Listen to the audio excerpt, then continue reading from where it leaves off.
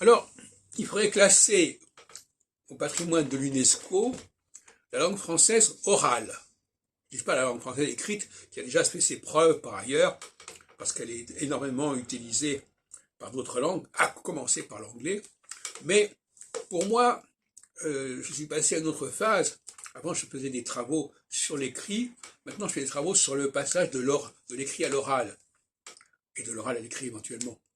Donc, le français est une langue, est un trésor de l'humanité pour la qualité de son patrimoine oral, son patrimoine sonore. Je ne crois pas qu'il y a beaucoup de langues qui puissent être comparées au français au niveau de cette combinatoire des voyelles, cette combinatoire des consonnes. C'est quelque chose de très très précieux et qui s'est appauvri énormément dans d'autres langues.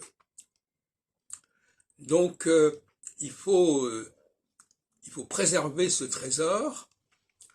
Alors, on parle actuellement de la francophonie, on dit qu'on va installer un institut à Villers-Cotterêts, qui est la ville où il a été fait le décret de François Ier sur l'utilisation du français dans les documents administratifs, etc. Mais il ne faut pas oublier la dimension sonore. Le français n'existe que par cette combinatoire de l'écrit et de l'oral. Si on oublie l'oral, on a un français extrêmement appauvri, et appauvri, ça veut dire qu'il en est au même niveau que les autres langues, alors qu'en réalité, la grandeur de la langue française, c'est sa qualité orale. Alors, cela dit, effectivement, le mot francophonie est un mot extrêmement ambigu, parce qu'il va intégrer des oralités extrêmement différentes, et pour moi, ce n'est pas souhaitable.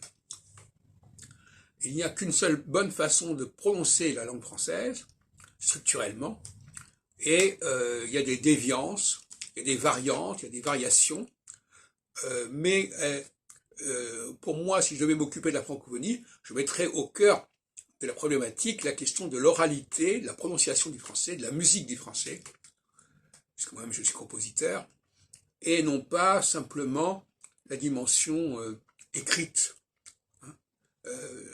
C'est toute la question. Moi, je m'intéresse en tant qu'historien, je m'intéresse justement à ce qui est difficile à déterminer, à reconstituer, effectivement.